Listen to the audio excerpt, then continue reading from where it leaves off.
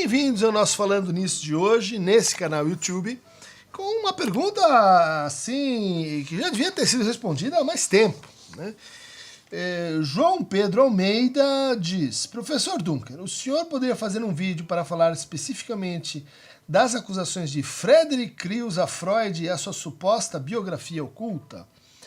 De fato, João Pedro, essa pergunta está aí colocada num contexto de controvérsia. Tem uma entrevista com o Crews, que o Bully vai colocar aí a referência, onde ele me desafia, né, diretamente, dizendo que se eu provar que a Freud teve um caso com a sua cunhada Mina Bernays e que isso desabona ele como cientista, e ele me paga $1 milhão, né? Então eu deixei essa pergunta assim meio para lá. Acho que isso é um pouco um desafio meio curioso, né? Mas acho que chegou a hora, então tua pergunta tá aí, acho que eu vou enfrentar esse desafio, né? Mas eu queria discutir mais seriamente o que é biografia em psicanálise, as biografias do Freud, né? Por exemplo, tem uma pergunta aqui do Carlos Polettini, que diz assim: estou muito atrasado, a explicação aqui é ótima, professor Christian. A biografia de Freud da professora Rodinesco é impecável e séria, assim como foi Freud, professor, o pai da psicanálise. Keep alive, Freud. Ok. Também a pergunta da Maria Monforte da Maia, né? Christian, fale sobre como e se a biografia dos psicólogos que teorizaram sobre a personalidade humana, como Freud, realmente são importantes para compreendermos suas teorias. Obrigado, você é maravilhoso. Legal, Maria. Marcelo Vicentini. Lieber Herr Doktor, estou relendo as biografias de Freud, tanto a de Ernest Jones como de Peter Gay. Poderia comentar por que Freud era tão briguento com seus colegas Adler, Jung e tantos outros? Parabéns pelo Falando Nisso. Jurema Flor do Nordeste. Gostaria de saber também qual a melhor biografia do Freud. O Confessor. Caro professor Dunker, adoro suas explicações, sempre muito ricas e muito didáticas. Parabéns. Poderia tecer algum comentário acerca da polêmica biografia de Freud escrita por Frederick Crews? Grande abraço. Bom, vamos tentar fazer isso hoje. Queria começar, né, mencionando o fato de que no que a gente faz, né, um trabalho tão pessoal, onde o instrumento, de certa forma, somos nós mesmos, né? A biografia do terapeuta ou do psicanalista acaba sendo um ponto, vamos dizer assim, de bastante importância. Porque isso tem que ver com a maneira como os outros o percebem, portanto, como vão procurar os serviços dessa pessoa diante de experiências de sofrimento. Mas também como se gere a autoridade daquele que pratica a escuta. Quem nos autoriza isso, de onde nós nos apoiamos. Claro que há muitas disciplinas científicas, ciência da linguagem, antropologia, a história, a psicologia do desenvolvimento, mas tudo isso fica assim atravessado por um fato realmente insistente entre as pesquisas, de que a relação terapeuta-paciente parece ser mais importante para o diagnóstico e para o prognóstico do que assim, se ele estudou mais, se estudou menos, se tem mais títulos, menos títulos. E essa relação, então, depende de como a gente, de certa maneira, leva em conta, pondera, né, o que seria a biografia. Porque a biografia da pessoa não é só a sua vida íntima, é também sua vida pública, são seus escritos, são as suas decisões, são as suas declarações, são as suas obras, né?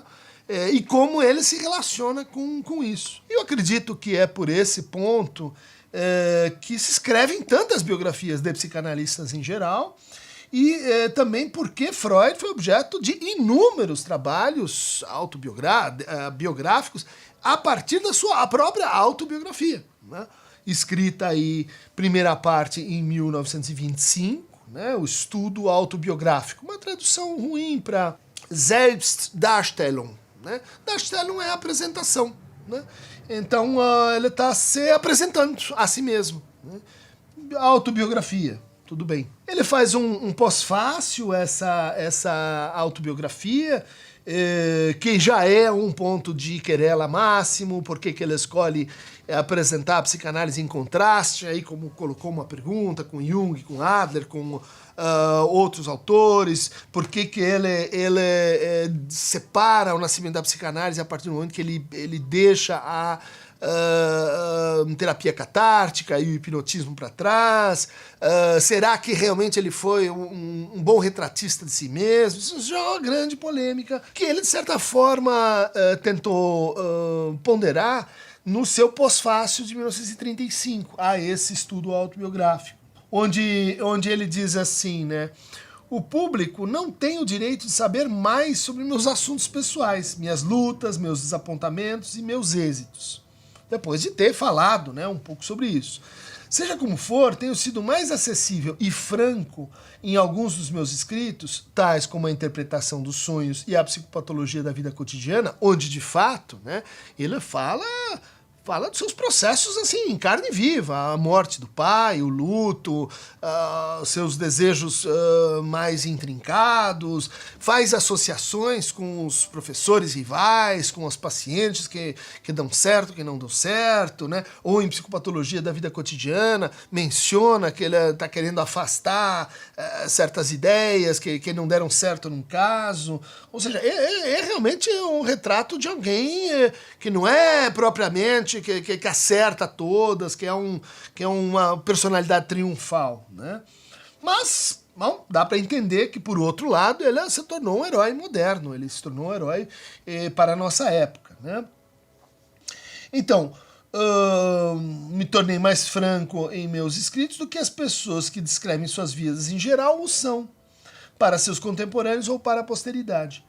Poucos agradecimentos recebi nesse sentido, por ter assim se exposto, se usado como assim o caso modelo, né, na autoanálise, análise dos seus sonhos, e não posso recomendar a ninguém que siga meu exemplo, né? Aqui está então um ponto de partida que é a própria a autobiografia, que eu recomendo a vocês, quem quiser leia, porque é um ótimo jeito da gente se introduzir na psicanálise, né, como clínica, como teoria, e perceber, principalmente a partir da forma de exposição, né? Quem se interessa por isso vai ler os trabalhos do Patrick Mahoney, muito bons, né? O Grito do Homem dos Ratos, sobre o Homem dos Lobos, o trabalho sobre Dora, né? A psicanálise e discurso, né? Tem vários trabalhos assim traduzidos, né? E lá ele vai comentar como a exposição, né, o tipo de escrita que o Freud escolhe, ela envolve uma espécie de recapitulação e de uma revisão constante dos seus achados, das suas hipóteses, dos seus conceitos. Então a gente vê assim uma obra que vai se transformando ao longo do tempo e que é apresentada, de certa maneira, né, numa chave compatível, similar à de uma biografia. Né? Uma obra que progride, né? que se desenvolve como uma vida que vai se passando. Isso cria assim, uma certa conexidade entre a biografia, a forma romance e a teorização psicanalítica, tal qual ela é partilhada aí dentro da cultura de mais agora de 100 anos, inaugurada pelo Freud. Nessa matéria há um certo consenso que torna incontornável a biografia escrita por Ernest Jones, publicada em 1961, né? Com acesso, portanto, a Anna Freud, aos pacientes mais próximos, aos discípulos, enfim, uma quantidade muito grande de material assim das cartas, né? E que é um retrato do Freud, aí sim, né?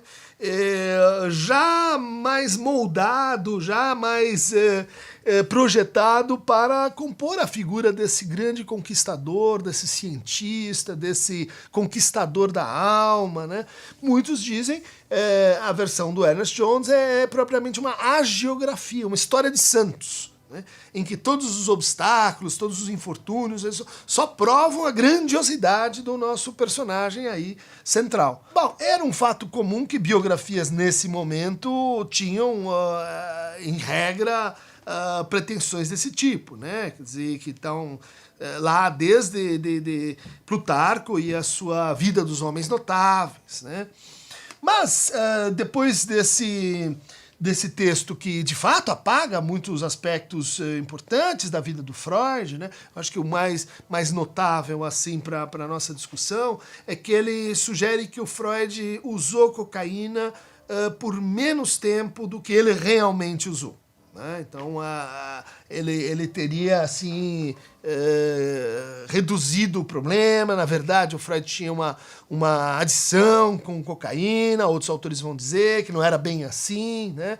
A forma como o Freud tratava, né, os opositores foi muito abrandada pelo Jones, e a gente tem que entender que o trabalho do Jones, ele se dá assim no momento em que a psicanálise está baseada principalmente na Inglaterra, e tem que se haver com uma cultura que está se escrutinando a psicanálise em termos de, assim, isso é de fato uma ciência, o Freud queria se escrever como um pesquisador, como é que a gente checa conceitos, como é que a gente verifica fatos, que casos clínicos são esses. Então, tanto Ernest Jones como Alex Strachey e James Strachey, que trabalharam na tradução, né, eles vão tornar o Freud talvez mais cientista do que ele gostaria de ter se apresentado. Já aí nos anos 60, 70, né, no final dos anos 60, a gente começa a ter uma revisão desse Freud heróico, principalmente a partir dos trabalhos de um sueco, né, chamado Ola Andersson, né, que escreveu um conjunto de trabalhos, né, chamado Freud, Precursor de Freud, onde ele vai estudar os casos clínicos, principalmente os casos clínicos presentes em estudos sobre a histeria. Então, Catarina, Lucy, Elisabeth von R., Frau M. von N., e vai mostrar que os casos cobriam uma parte do que o Freud tinha colocado, mas haviam outras interveniências, eram muito mais complexos, haviam detalhes que o Freud não tinha contado, não tinha levado em conta, né? E isso abriu uma outra maneira de pensar, né, a biografia e a historicidade da própria psicanálise. O Ola Andersson foi um parceiro, um inspirador do grande trabalho, né, do Henry Ellenberger, né, The Discovery of the Unconscious. Tá? Esse é um trabalho de peso, né, que vai... é um trabalho de 1970 que vai tentar fazer uma espécie de arqueologia das psicoterapias, The History and Evolution of Dynamic Psychiatry, da psiquiatria dinâmica, né, da psiquiatria, olha só, definida a partir da Discovery of the Unconscious, ou seja, do inconsciente. Tentando mostrar que o Freud foi um pioneiro, o Freud ocupa aí um lugar central nesse trabalho, mas que outros autores também foram importantes, né? Isso matiza, né, o heroísmo freudiano, mas não muda, em geral, a tese que assim a gente tem de que o Freud foi, na sua vida, né, um grande pesquisador, um grande pensador, um grande e original, que abriu caminhos, né, na psicoterapia e na reflexão sobre a mente. A partir aí final dos anos 70, a gente tem um outro movimento, seguindo um pouco os trabalhos do Ellenberger, né, que, aliás, inspirou a Elisabeth Raudinesco, mas inspirou também um outro grupo de biógrafos e pesquisadores sobre a vida do Freud, né, que a gente pode chamar de grupo canadense. Pertence a esse grupo Paul Rosen, né, que publicou esse trabalho, e outros, né? O Irmão Animal, que é a história do Taos, com um paciente que não deu certo, que acabou se matando, né? E tem em português um bom exemplo do trabalho do Paul Rosen, é como o Freud trabalhava, relatos inéditos de pacientes. Ou seja, ele foi atrás dos pacientes que o Freud não escreveu, que não viraram casos clínicos. E daí foi vendo como é que o Freud efetivamente trabalhava. E assim, Jeffrey Masson faz parte desse grupo também, né? E começa aí uma linha, né, de crítica que vai dizer assim: o Freud fazia coisas que não correspondem ao que ele falava sobre o que ele fazia. Ou seja, a técnica, principalmente os trabalhos sobre técnica psicanalítica, sobre teoria da cura, sobre diagnóstico, eles estão meio sob suspeitas. Por quê? Porque, no fundo, o Freud desobedecia a si mesmo. Se metia na vida dos pacientes, dava opinião, gostava de um, não gostava do outro, fez o Ferenc se casar com uma pessoa que ele não queria, não elaborava muito bem suas inimizades, adversidades, e que, portanto, né, quer dizer, a gente teria uma interrogação sobre os fundamentos assim dos relatos clínicos, porque eles não são tão fidedignos como a gente achava. Né? Alguns mais, outros menos, mas o trabalho do Rose levanta uma dúvida razoável, ele é tecnicamente bem realizado, e eu acho que não derruba o Freud, mas faz a gente olhar com mais humildade, menos monumentalismo para os casos clínicos. Isso é muito importante, né? De que olhar para os casos, né? Dora, Homem dos Ratos, Homem dos Lobos, Hans, são casos que, assim, olhando hoje, eles não deram muito certo. Né? Eles ensinam muito, mas eles não deixaram o paciente assim, felizão, apto para o trabalho e o amor. Não, diminuiu assim um pouco os sintomas, resolveu-se alguns sintomas, mas não é o The Stairway to Heaven. Passando aí para os anos 80, né, a gente teve um acontecimento maior, né, entre as biografias do Freud, que é o trabalho do Peter Gay, Freud, Uma Vida para Nosso Tempo. Né? Esse sim, um trabalho feito por um germanista. Ernest Jones era um psicanalista canadense, enfim, que tinha uma formação, mas não era um especialista, né, na cultura germânica do século XIX, século XX, como o Peter Gay. Né? O Peter Gay tem uma série aí, publicada pela Companhia das Letras, né, sobre a paixão terna, sobre a descoberta da intimidade, os diários no século XIX, tudo que tinha que ver com a Viena fim de siècle, traduziu autores. Ou seja, Peter Gay é alguém que tem uma formação para fazer uma biografia como essa que a gente tem aqui, né? Sóbria no que ela tem que ser sóbria, descritiva, empolgante de ler. Eu ainda reputo, né, como a melhor biografia que a gente tem, inclusive porque ela é bastante lida por nós, fora do Brasil, ela foi muito aceita, e o Peter Gay fez uma carreira muito sólida, né, como scholar, como teórico, né, também dentro da psicanálise. Assisti ele falando, era o que, os anos 97, 98, em Nova York, era um orador brilhante, né, empolgante, e que colocava o Freud na cultura, né?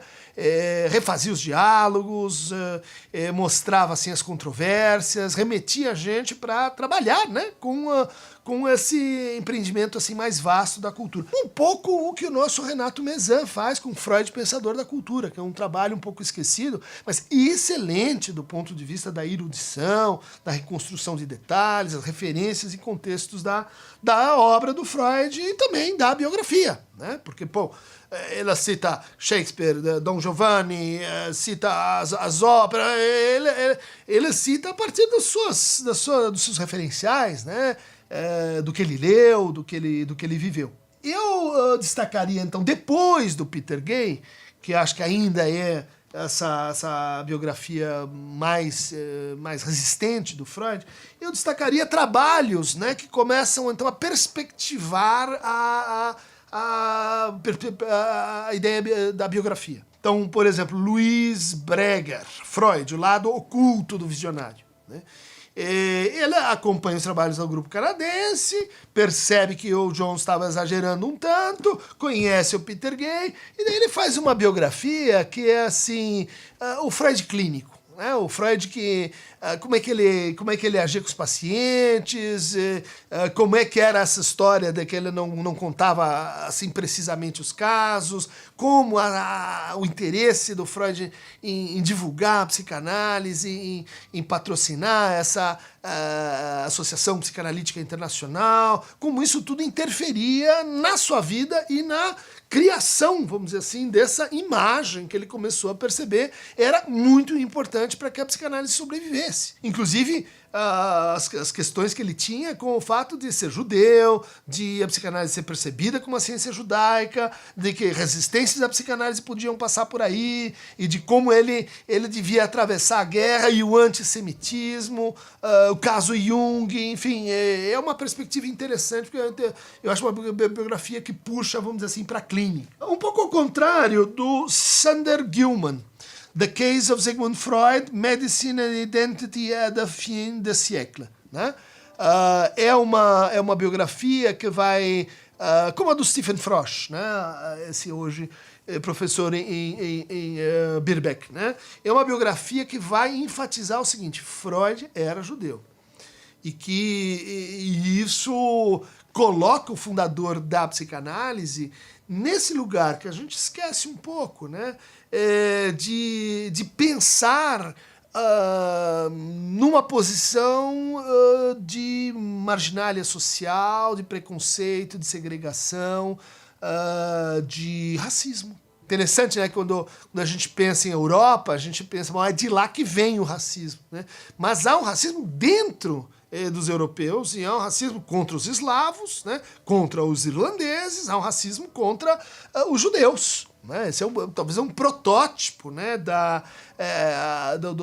de onde o racismo científico, onde diversos outros, o racismo institucional, o racismo estrutural foi emergindo. Então o Gilman, ele mostra como isso está dentro da psicanálise, como uma psicanálise tentou lidar, né, se haver com o fato que seu discurso teve que enfrentar o racismo, né, da sua época e, de épocas posteriores também. Não poderia deixar de mencionar dois trabalhos, né, que têm uma perspectiva, vamos dizer assim, mais criativa sobre a biografia do Freud. Um é o trabalho do Octave Manoni, curto, né, acho que está Jorge Zahar, chamado Uma Biografia Ilustrada, né, onde ele vai reforçar ou pegar um terceiro caminho, né, nessa polêmica que a gente está vendo aqui, que é o seguinte: um analista precisa, para se tornar analista, passar por uma análise. Esse é um axioma básico.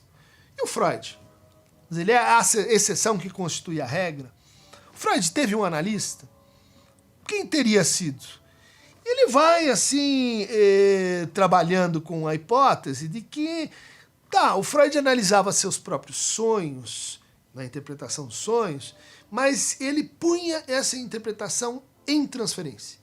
E ele tinha ali uma transferência com Fliess, esse otorrinolaringologista de Berlim, que era um sujeito meio pirato, né, que acreditava nas propriedades mágicas, curativas, cósmicas das duas narinas, achava que haviam menstruações nasais num homem e na mulher, ritmos circadianos, biológicos, que determinavam, por exemplo, quando a pessoa ia morrer. É dele a tese da bissexualidade, de que todos nós somos bissexuais. Duas narinas, dois sexos. Óbvio, né? Mais ou menos. O Fliess tinha toda uma teoria biológica, né, evolucionista, mas não inteiramente darwiniana, meio lamarquista. e que o Freud se apaixona pelo sujeito, e entra em transferência, e fala, e dedica a ele assim, um alto valor intelectual, e pra gente ver como a transferência ela cria coisas onde não estão. O fio do Octave Manoni, que era um discípulo de primeira linha do Lacan, é de que, olha, vamos olhar para esse aspecto da biografia, que o Freud, ao longo do tempo, ele foi levando adiante a sua análise, mas com transferências que a gente não percebe que eram transferências. Com Jung, transferência. Com Ferenczi, transferência. Com Ana Freud, transferência. Com o Fliess, transferência. E que, bom, isso fazia parte, então, da maneira meio precária, meio sistemática, pouco metódica, como ele mesmo foi exercendo sobre si essa ideia da autoanálise. E isso reforça, portanto, o poder da autobiografia. Né? Então, quando você vai reconstruir a autobiografia, você vai também refazendo a experiência, que é a experiência do Freud com o seu inconsciente, com o seu sintoma. Né?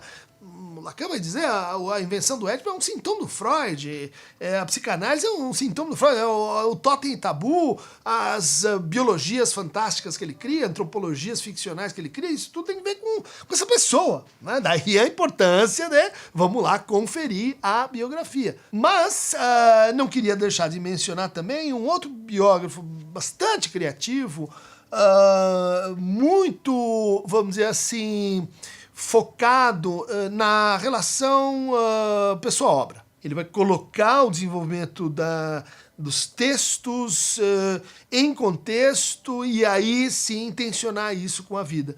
Que é o nosso Emílio Rodrigues, né, argentino, radicado na Bahia depois, que escreveu um trabalho lindo, publicado pela Escuta, 2 volumes, né, Sigmund Freud, um século de psicanálise. Né? É obrigatório, as pessoas não entendem porque as pessoas não leem esse trabalho assim, extremamente assim, bem feito, informado, organizado, né? Pra quem conhece a vida do Emílio, que foi uma vida assim, muito, muito interessante. Recomendo a biografia do Emílio Rodrigues, deve estar aí na internet, né?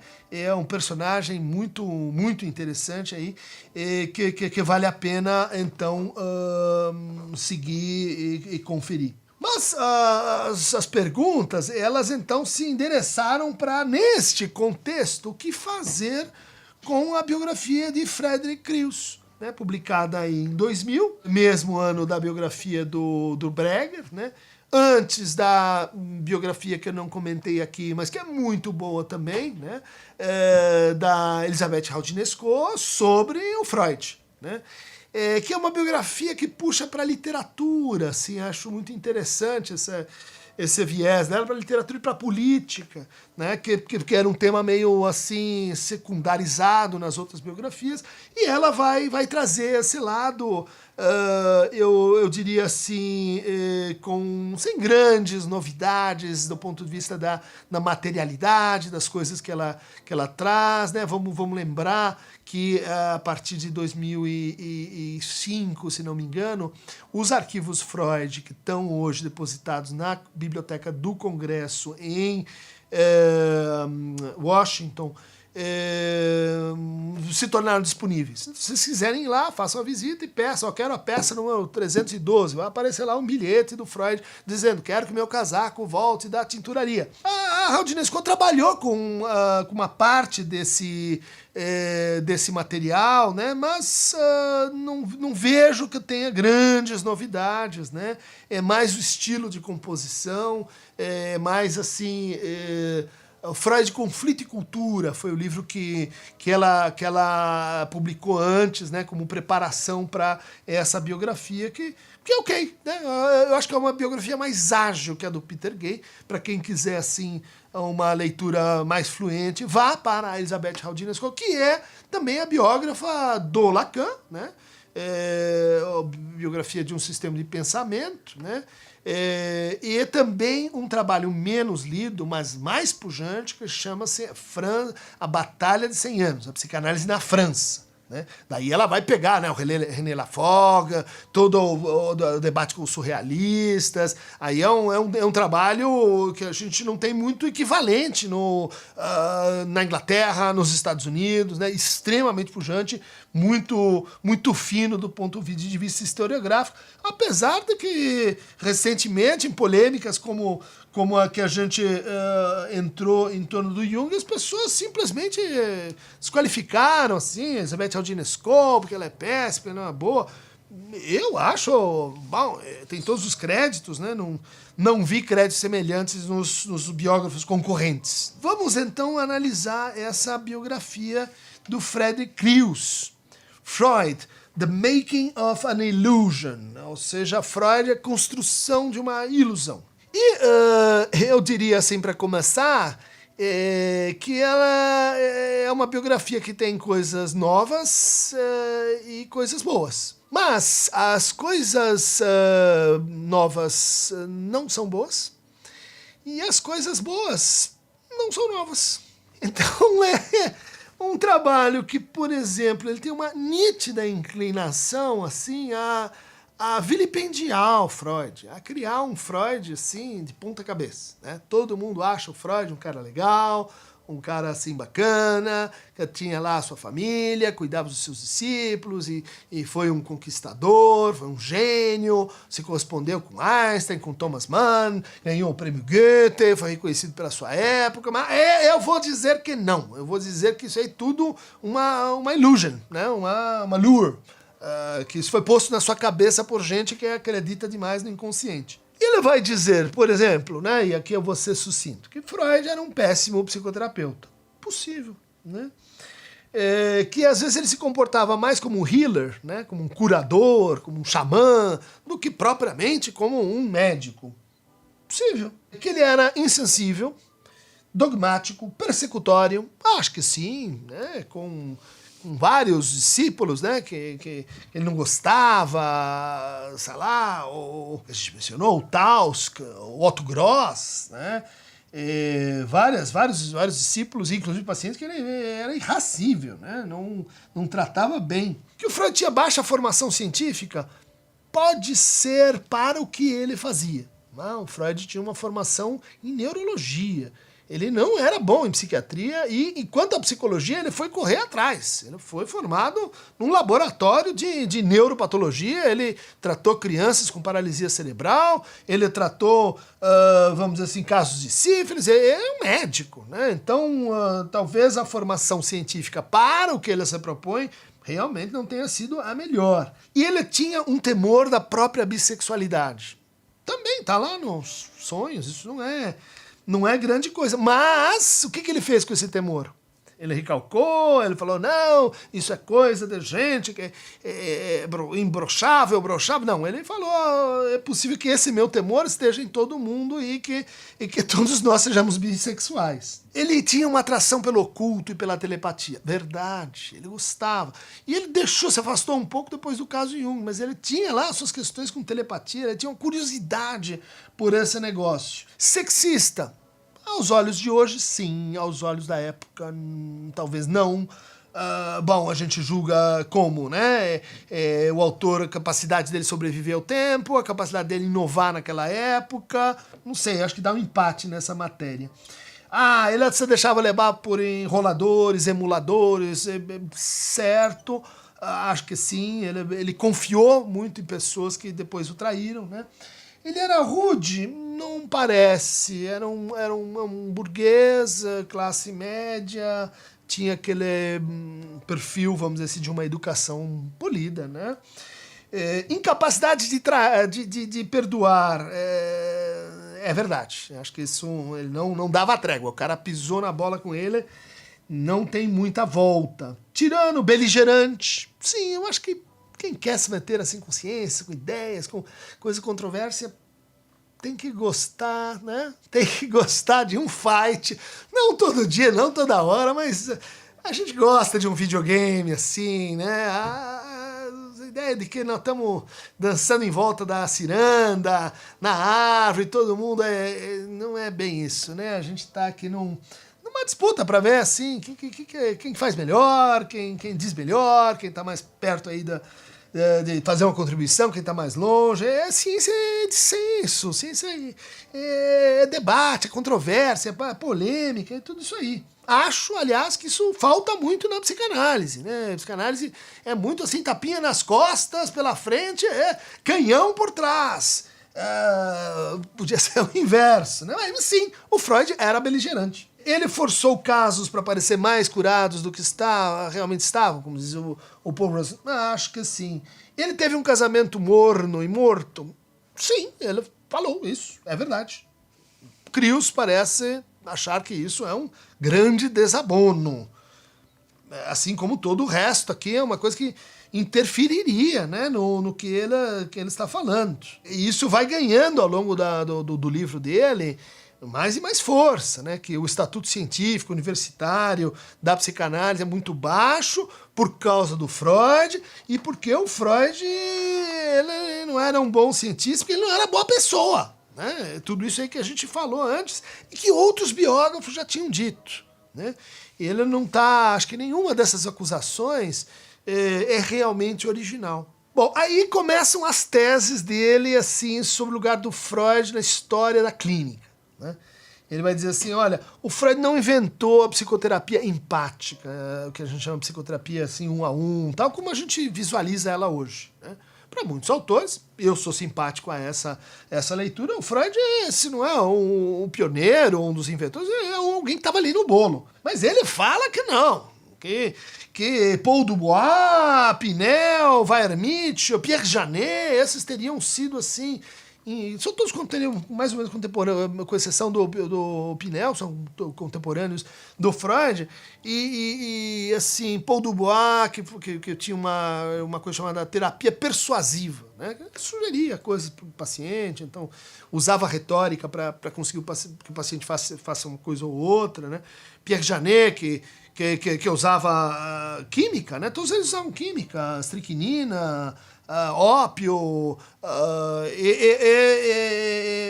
usavam assim psicoterapia junto com mecanoterapia, psicoterapia junto com eletroterapia, então pegava os eletrodos, levava choques, psicoterapia junto com ginásticas, e isso a gente esquece, porque ficou até hoje, né? Quer dizer, você tem uma depressão, o que você tem que fazer? Faz psicoterapia, toma medicação e faça exercícios. Tava lá no começo, isso aí, imemorial, né? A receita que foi posta por todo mundo. Então essa ideia de que o Freud não foi um inventor, é um pouco assim, para tirar a originalidade num ponto que realmente não é muito importante. Que ele tenha sido o primeiro, o segundo, parece que ele foi muito persuasivo. Parece que as ideias dele foram bastante disseminadas. Né? Precisa ser o primeiro.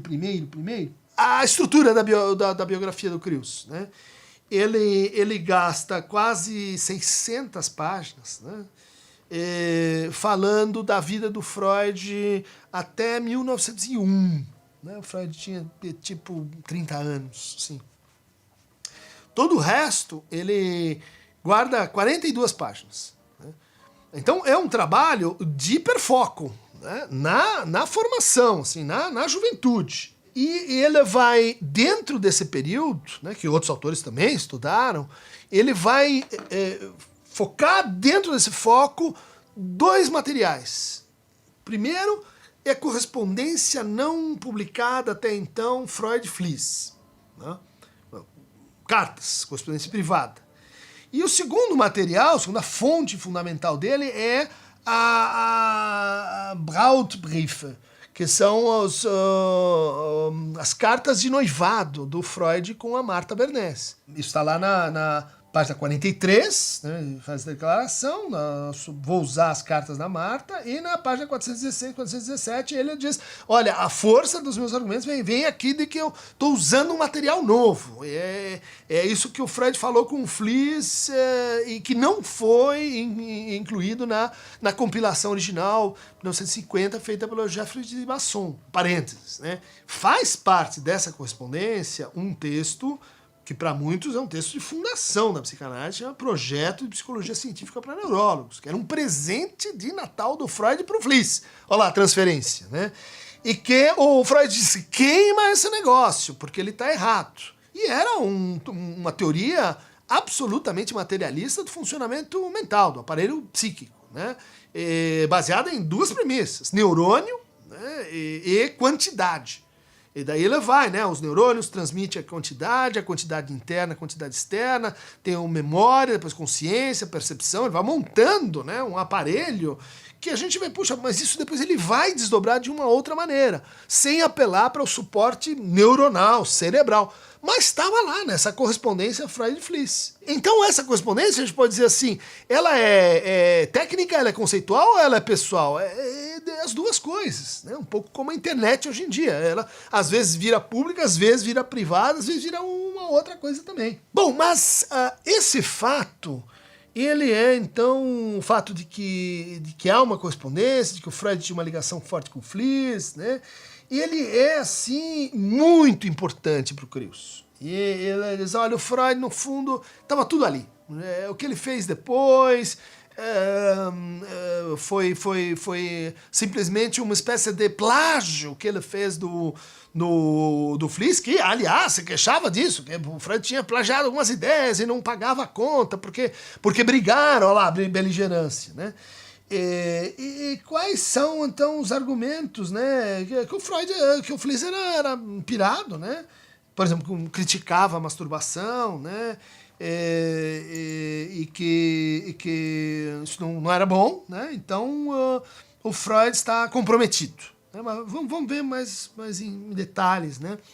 Como é que isso funciona. O segundo argumento, né, que tem que ver com esse momento, na verdade, década de 1880, 1870 e pouco, a época que o Freud tinha sido excluído, né? Olha lá, judeu não pode fazer pesquisa aqui.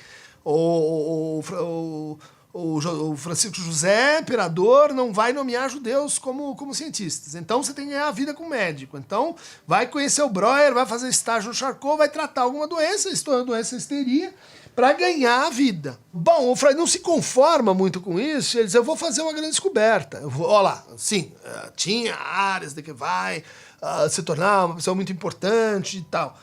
E aí ele começa, então, a explorar em si, né, injetar cocaína, essa droga que vinha da Bolívia, e anotar os resultados, a fazer observações sobre o uso dessa droga. Mas, peraí, daí o Krios vem, páginas 71, 73, 112, 214, 460. A cocaína causou em Freud falta de autocuidado, atitude desafiadora, obsessão sexual, impotência, impulsividade, hostilidade, paranoia, sonhos vívidos. Ou seja, Freud foi ferrado pela cocaína e, mesmo tendo parado de usar, isso continuou gerando esses efeitos. Isso me parece um exagero, né? Será que a gente vai julgar uma obra, que sei eu, se o cara fumou, bebeu, o que ele fez para escrever aquilo, porque ele estava com um estado alterado de consciência? Sendo que, à época, né, vamos lembrar, né, o psiquiatra que se opunha ao Freud, né, Wagner Jaurès, ele inoculava malária em pacientes psicóticos, porque a malária gera uma febre, vamos dizer assim, um coma, né? E isso seria, então, um jeito da gente curar a psicose, né? Injetando malária nos pacientes, né? O Janeus injetava estricnina, veneno poderosíssimo. Dubois, a gente já falou dele, e usava o ópio. É que era uma coisa que estava na sua época. Freud, acho que não escapa à regra, e ele parou de administrar cocaína para os seus pacientes quando dá a coca para o seu amigo, o Fleisch Maslow, e ele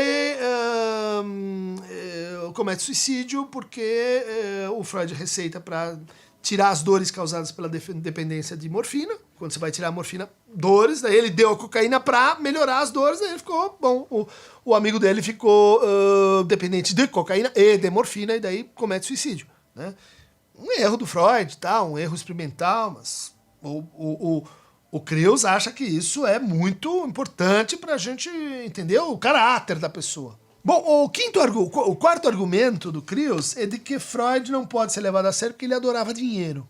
Eu não vou discutir esse ponto, porque ele me parece, assim, coisas boas ou novas. Essa é nova e não é boa. Bom, tá bom, a gente já viu, ele exagerava sucessos terapêuticos. Aí tem um caso que ele tenta marcar o ponto, né? Que é o fato de que em 1896, ele numa carta para o Fliess diz que tinha só estudado 13 casos de histeria, mas que agora a minha sala de espera está vazia. Eu não posso começar nenhum tratamento e nenhum dos antigos tratamentos que eu estava conduzindo foram concluídos, né? Em 21 de abril do mesmo ano, ele afirma que sua teoria da etiologia da histeria deriva de um trabalho com mais de 100 horas de consulta com pacientes nesse último ano, que teriam passado, então, de 500 horas de trabalho. Né? Que é um pouco assim, de onde eu tô falando a partir desses casos. O Creus vai lá a ponto de dizer, se você falou pro o Fliess que a sua sala de espera estava vazia, você não pode ter chegado nesse número de pacientes. Né? Então, aí é como Freud mente. E ficou chato pro Creus, né? Porque o Linus Recht foi lá na biblioteca do Congresso, né? Viu o livro de pacientes do Freud e disse, o Freud não estava com a agenda vazia, são tantos casos aqui, ele de fato tem anotações clínicas compatíveis com essa afirmação. Deu ruim, Creus.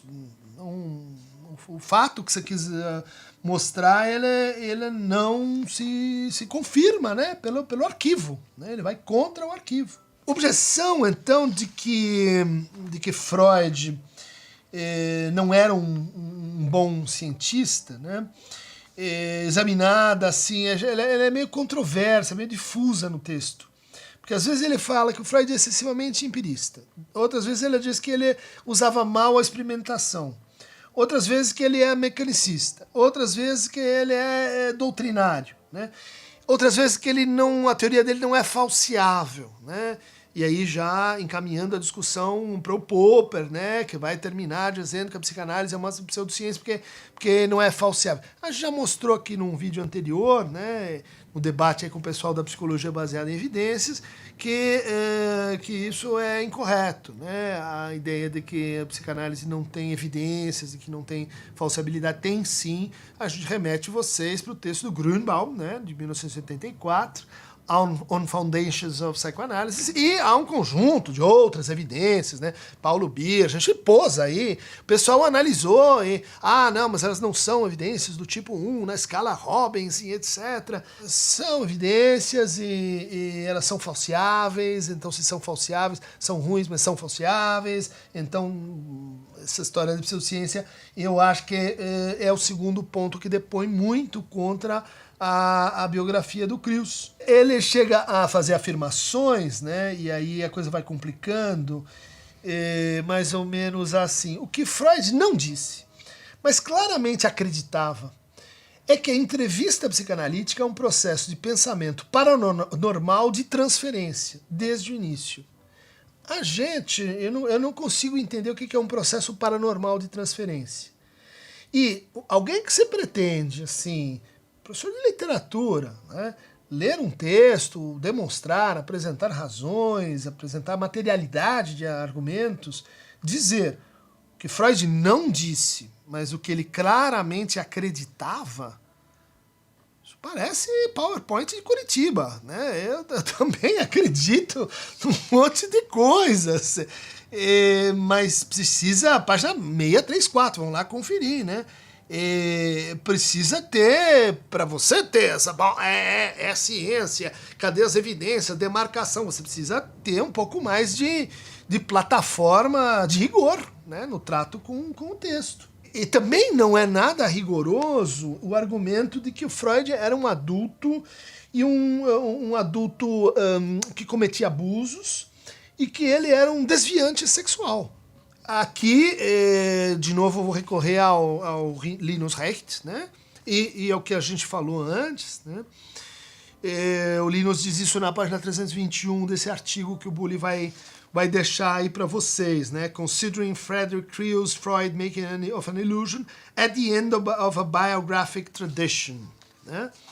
Ele diz lá, único entre os biógrafos de Freud, Creels, forçada e extensivamente, argumenta que Freud era um desviante sexual, engajado em várias práticas sexuais corruptas durante toda a sua vida. Quais são essas práticas? Ele era um masturbador, ele fumava charutos compulsivamente, ele era horny. Horny é, enfim, horn, né? Ele é excitável, excitado, né? E aqui a gente chega numa frase, página 72, que eventualmente convido vocês a serem os juízes dessa peleja, né? Mas é uma frase que eventualmente vai trazer $1 milhão para o nosso canal. Vocês lembram, né? O Creels diz assim, se o Christian Dunker me mostrar que tem uma frase na minha biografia onde eu digo que o Freud era mau cientista porque ele teve um caso com a Mina Bernays, eu dou $1 milhão $1 milhão para ele. Na página 72, o Creels diz assim, a promessa de poder sexual sobre uma jovem virgem era uma ilusão com a qual o asceticismo exigido pelo conhecimento não pode competir. Ou seja, conhecimento científico, ele exige um asceticismo que não pode competir com a promessa de poder, né, poder sexual, né, sobre uma jovem virgem que dominava Freud. Essa é uma afirmação contundente, importante, né? Mas ela ainda não fala da Mina Bernays, só fala que o Freud não podia conhecer, né, exigido pelo conhecimento, porque ele tem essa avaria, esse desvio sexual, esse horny sexual. Na página 531, vamos acompanhar a argumentação dele. O Creels diz o seguinte, eu infiro que quando a criança Freud cruzou a linha sexual ao menos uma vez com uma garota, não quando ela tinha 1 ou mais 2 anos de idade, mas uma idade na qual a memória dessa garota já havia sido formada. Ou seja, o argumento aqui é que o Freud abusou, na página 533, ele diz da sua irmã Ana. Esse é um argumento, como diz o Recht, né? Não tem materialidade para dizer isso, ele tira isso a partir de associações laterais que o Freud teria feito em alguns sonhos, né? E ainda assim pesa o fato de qual que seria a relevância disso para a cientificidade da psicanálise. Mas vamos em frente. Na página 324, ele começa examinando então a correspondência com Fliess, pensando a seguinte frase, tem uma menina que vai vir morar conosco, né? E ela vai realizar os sonhos do dono da casa, né? E o Creels só pode ser a Mina, irmã da Marta, né? Que vai vir para ajudar a Marta nos afazeres, com 5, 4 filhos, casa turbulenta, né? E o Freud então escreve isso, né? Dizendo, olha, a menina está vindo aí e ela está nos meus sonhos. O Creels diz, bom, porque o Freud estava horny, pensando que vai trepar com a cunhada. Isso não está dito no texto, né? Mas daí o que acontece? Tempos depois, o Freud vai fazer uma viagem com a Mina. Finalmente pararam por 5 dias em Riva, perto do Largo Lagarda, né, entre a Suíça e a Itália. Divinamente acomodados e alimentados luxuriosamente, sem remorsos ou incômodos. É o que o Freud escreve, né? Paramos em Riva, fomos divinamente acomodados, alimentados luxuriosamente, né, sem remorsos ou incômodos. Schwegelgerei ohne Reue und Trübung. Sem remorsos. Disso, o Creels conclui que esse é o smoking gun, é a arma fumacenta, é a prova de que Freud traiu Marta com Mina. Ela disse, sem remorsos e sem incômodos, alimentados luxuriosamente. Freud, em vários momentos, faz um bom retrato da Mina, elogia ela, diz que ela tinha interesses intelectuais, que ela era uma boa parceira de conversa, que ele gostava muito da Mina. Mas, para o Krios, isso é um caso. É um caso sexual que acredita a ideia de abuso que o Freud tinha lá quando criança, a partir de um determinado sonho. Passa-se mais um tempo e o Krios diz o seguinte: Mina foi tratada como sofrendo de tuberculose em Meran. Ela, agora eu cito ele, página 575, sofria de febre intermitente, taquicardia, dores de estômago, sangramentos. O médico, M. Thornton, julga que esses sintomas são consistentes com um aborto séptico, resultado de um cruel fim de gravidez. Ou seja, doença chamada, acolhida como tuberculose da Mina, que se manifesta, tem um agravamento. Meses depois da ida à Riva, o Krios conclui, tiveram um caso, ficou grávida, Freud forçou ela a um aborto. Página 326. Freud estava com remorsos por ter morto o feto gerado por um amor extraconjugal. Krios estabeleceu uma sequência de ilações, né, que acho que psicanálise selvagem ainda precisa crescer muito para chegar no nível Krios, né? Eu vou fazer aqui um apanhado que aparece na página 630 e pouco, né?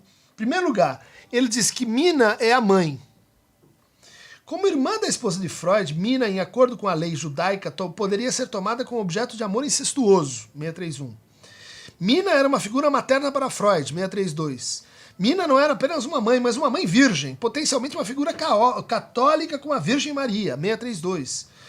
Possuir Mina, então, podia significar, primeiro, o compromisso simbólico com o incesto da mãe, de Deus. Segundo, matar o pai, Deus. E, por fim, um sacrilégio. Um terceiro lugar, uma forma de nulificar a autoridade da Áustria estabelecida pelo Vaticano, livrando de seu drama interno as pessoas que estavam sofrendo uma perseguição milenar enquanto judeus.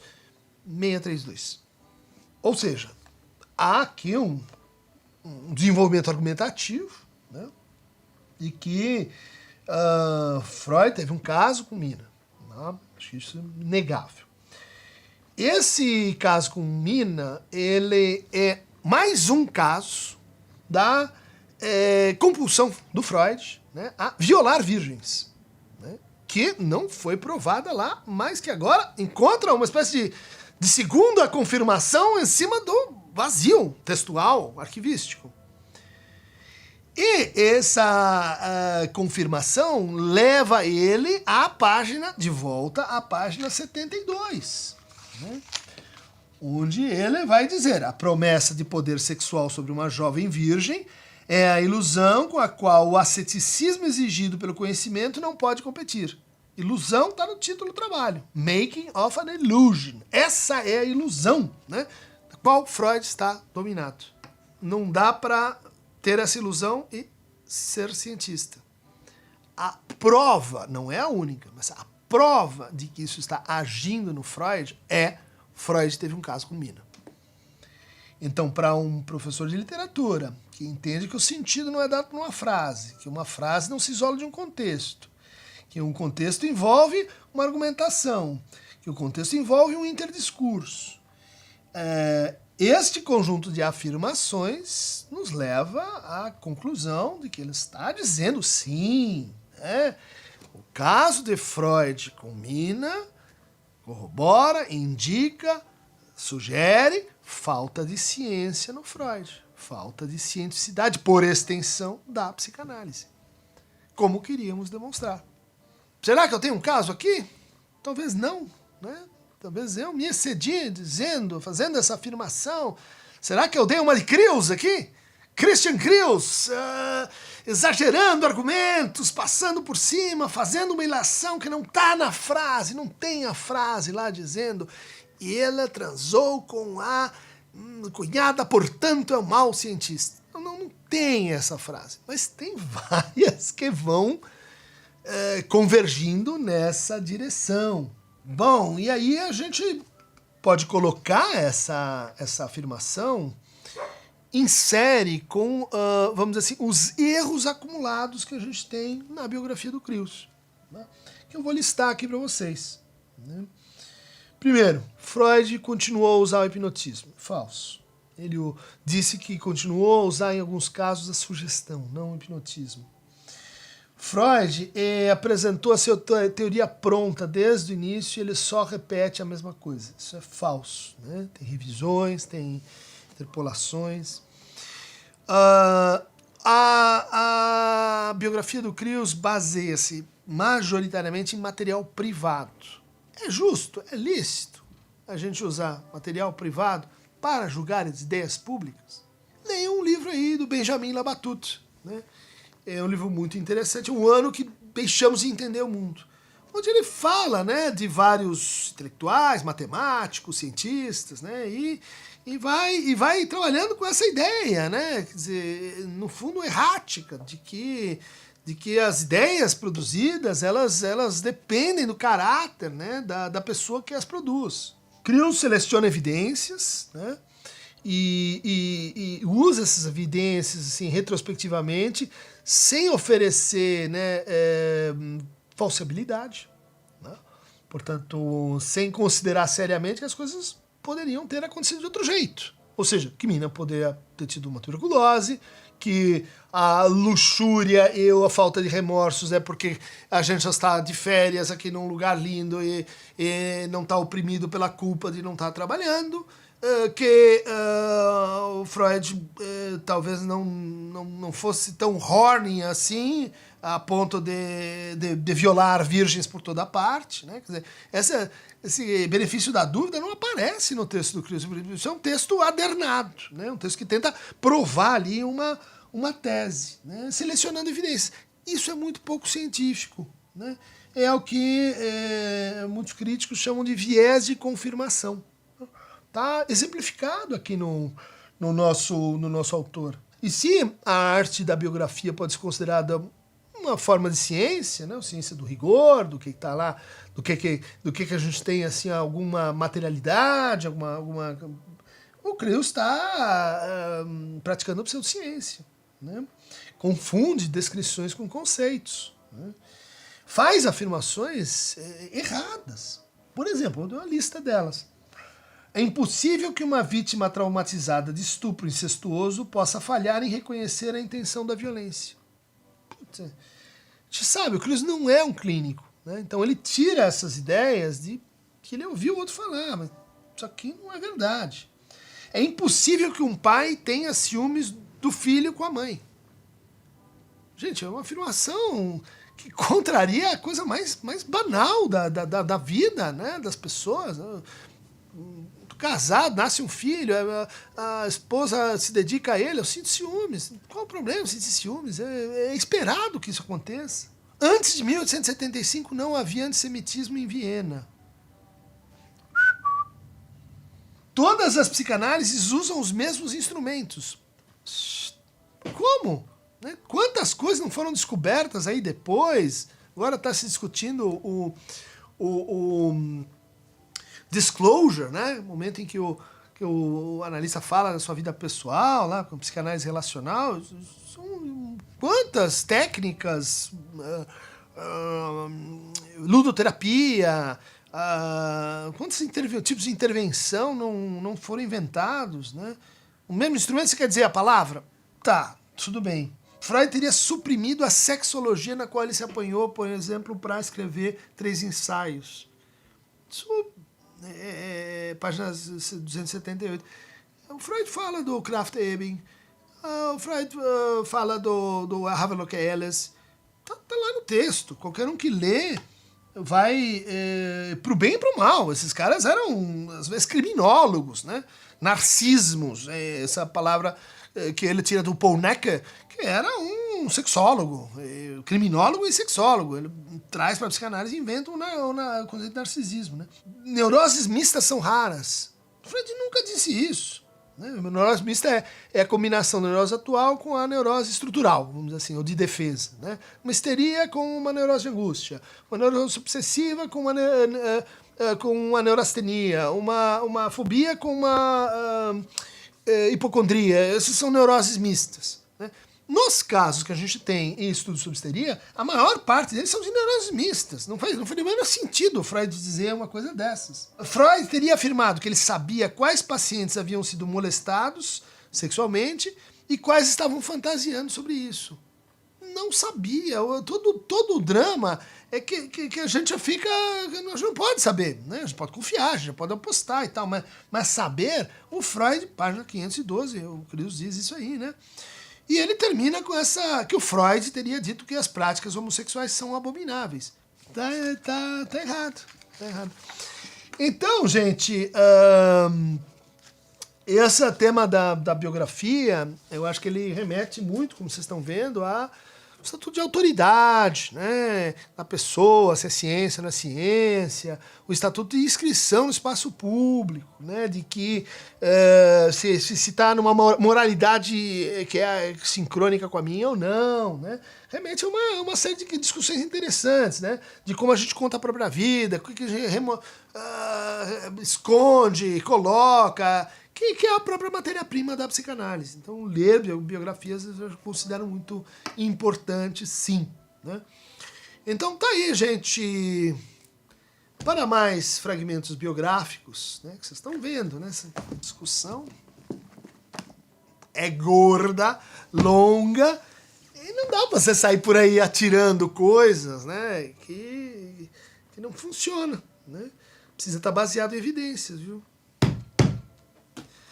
Pega a canoa das evidências, do rigor, da história, Peter Gay, Rodinesco, Rodrigues, pode escolher, né?